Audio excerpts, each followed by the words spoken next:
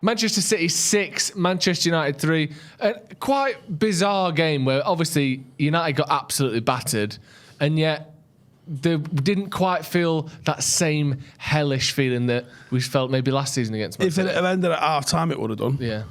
But even though, like, I don't think we really did anything, we won the second half, I guess. Unless we're going to change the rules and get a point for that, it don't really fucking matter, does it? How do you feel about that game then? Like, what have you learned from that battering, let's be honest? Nothing. Dude, right, there was a chance United could go and play on the counter-attack and be effective and score, but were we the favourites? No. We sit here and, when we was on a watch-along earlier, said, it's every football fan's right to be deluded, and I'm predicting United win 2-0, or 2-1. Thought the big freak was going to score a goal, which he did. Yeah, you were right. 3 times. Scored that one goal 3 times. And ultimately, they were always the favourites in this.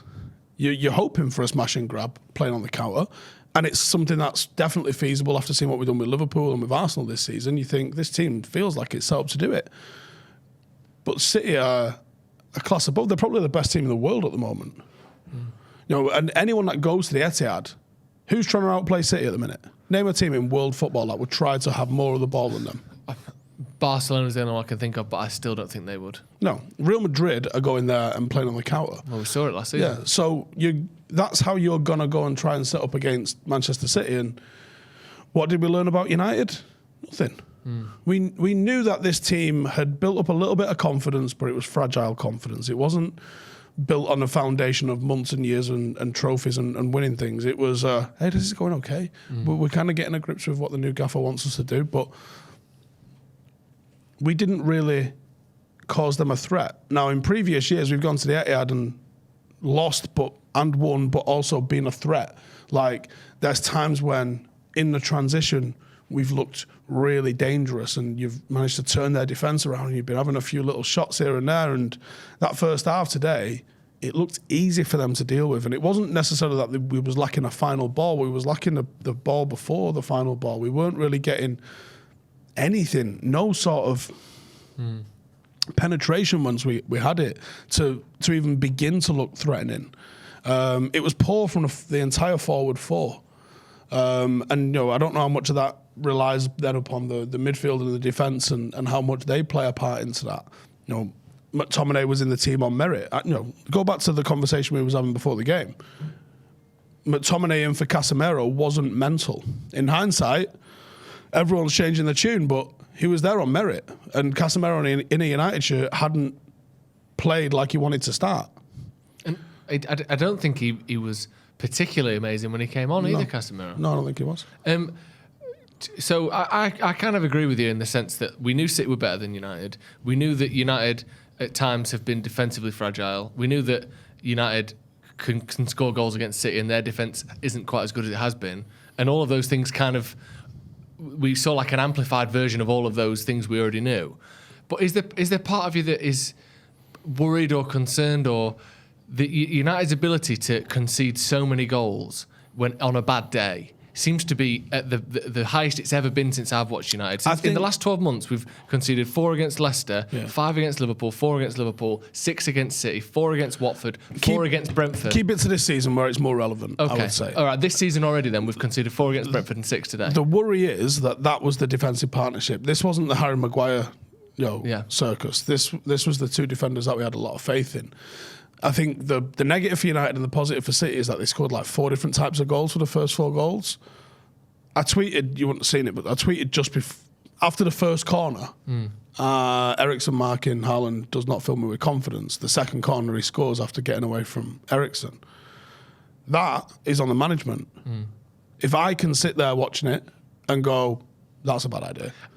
Just as a question, not that defending is futile against Haaland, but who do you put up against Haaland? You put Varane agast him. He wasn't on the pitch for the goal, though. That's the problem. But he wasn't there for the first corner, so the plan wasn't to have him on Haaland anyway.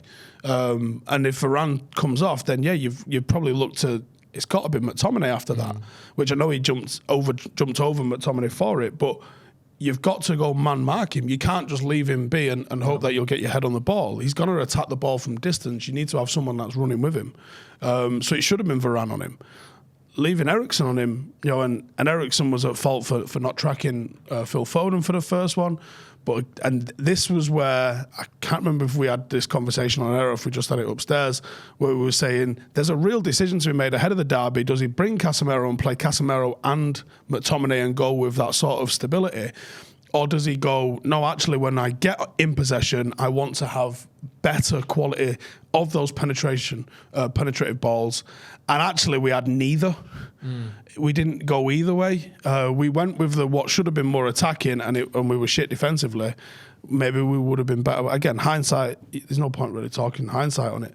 I think that was a mistake. The marking of Haaland at the corners was a mistake. The Kevin De Bruyne ball for Haaland's second. Haaland's second, yeah. I just spoke to Rio and done a video with Rio about it, and I said, like, I don't think Varane makes a mistake there. And he goes, no. He goes, it's just fucking mint. And also, maybe if he's not injured, he has an extra foot in him and he can get a toe on that ball. Well, he did mention you try for a toe. He goes, you probably scored an own goal. He goes, the angle of the ball, he goes, it was just flawless. He said maybe the fullback has to come and back you up a little bit, maybe communicate a little bit better, maybe get in there. He said Gary Neville would be really good at like closing off that distance behind you. He goes, but that's where really good forwards will get on the blind side. And obviously you've got to have some of the ability of Kevin De Bruyne to be able to find you on that sort of thing. So you go, okay, what can we do at any of those particular goals? Fuck all, really. So is it a problem that United are conceding goals, or is it we've just come up against probably the best team in the world where we've collectively shit the bed? I think it's more of that. And I did a video last week looking at Martinez up against Haaland. I think Haaland only went up against Martinez once. Well, he went up against him a couple of times. He got one shot on target off him and scored. Yeah. But in the second half, I think it was. Yeah, there wasn't much of that head-to-head that we were all promised of the giant versus the sort of the small kind of technical player. Just on City shit it is what you're saying. Yeah, City shit it, and they knew that they'd never have a chance. Yeah.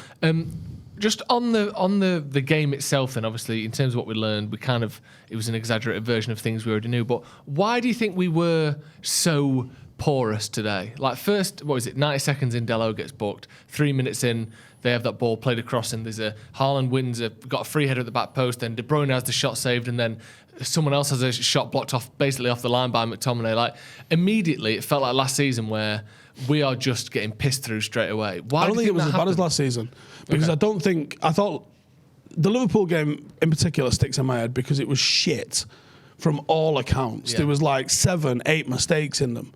There wasn't 7-8 mistakes in these goals. There was as much magic as mistakes.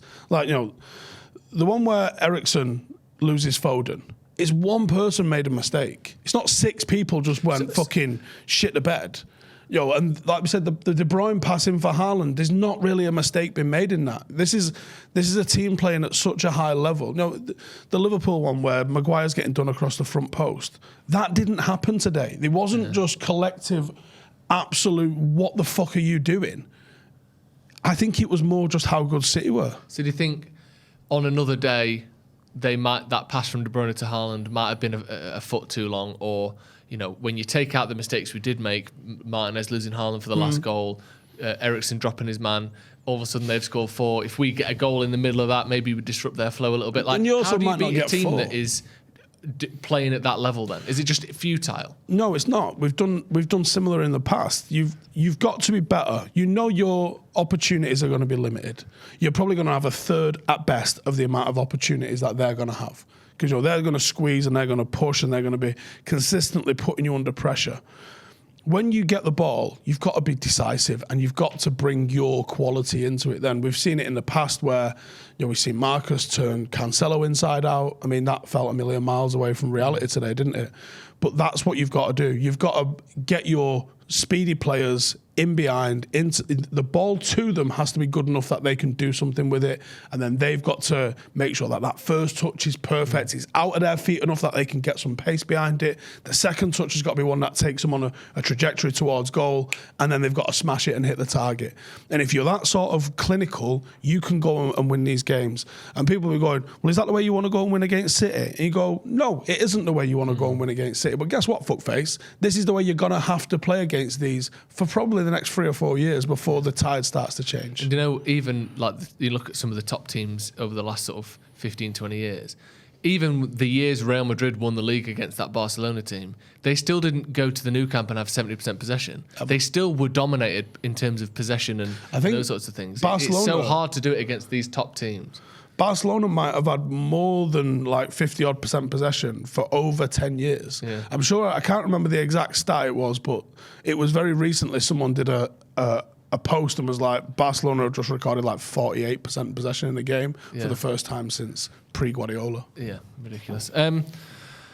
Anything that they can sort of take from this as a like, how do we stop this happening again? I don't think you do stop it happening again necessarily. And it's irrelevant. If we won the other 36 games in the league this year, it wouldn't fucking matter. Okay, think situations like this. Because obviously we saw a similar situation against Brentford, though. The point is, Manchester United, when we won the double, the Champions League and the Premier League double, which no other English club has done, when we did that, we lost to City home and away. It sometimes doesn't matter. The individual games don't matter. It's how you can be over the 38 in general. Are you saying that you feel still quite confident about the season then? Yeah, look, did you expect us to beat City? No, you was probably hopeful, the same as I was, and the same as everybody at home was. Like, hopeful, not confident, and certainly not going around saying we're going to fucking smash it, because it's just not related to reality, is it? We was going to struggle and hopefully be successful in getting into the top 4. We're not a team challenging for the title. We're not a team where I expect us to win 19 home games, 10 away games, and I don't really want to lose to my top 6 rivals away on the road where we beat them at home. We're not in that position yet. No. We're 6 weeks into a new manager. This is our 8th game, is it? Or something? Do you know what I mean? 7th. So, well, in the league. This is it. Jose Mourinho got his fucking arse handed to him as Real Madrid manager at Barcelona. Really does. These things happen. These things happen in the natural cycle of, we've just met City at their peak today. Peak. This is the best they've ever been, isn't it? There or thereabouts, yeah. Yeah, this is the best they've ever been. When you look at this Manchester United 11, it's made improvements on last year. Is this the best Manchester United 11 has ever been? No. It's the best that we've been in the last year. But yeah. So, not saying a lot. Comparing our progress to where Manchester City are right now, they're the benchmark, fine. Call them the benchmark. But you can't get upset with our progress looking at someone's finished product. They might be a product that we never get to hit, that we never see another United team that hits the sort of beat that they do. We're talking about probably one of the top 10 Premier League teams of all time here. 8th and 9th maybe. Certainly. Yeah. And I think to say that, we're not on City's level. No, we're not. And we've got a long way to go to get to City's level, let alone the 1993-94 United side's level. Right. I think that's a great place to end it. I agree. And then think of the 99 team, the 2000 team that won it three years in a row, 2010 team 3 years in a row.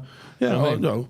For me, I think the 2008 team was probably the best. The 99 team was my favourite, but the hardest one was the 94 team. And it doesn't get the props it deserves because we were just hampered in Europe because we could play like 3 players. Right. And all of them batter City. There's 3. There's Steve's Steve Bruce makes mincemeat of that big fucking idiot. That's going to be all from us. Get your thoughts in the comments below. Manchester City 6, Manchester United 3. We'll see you in a bit.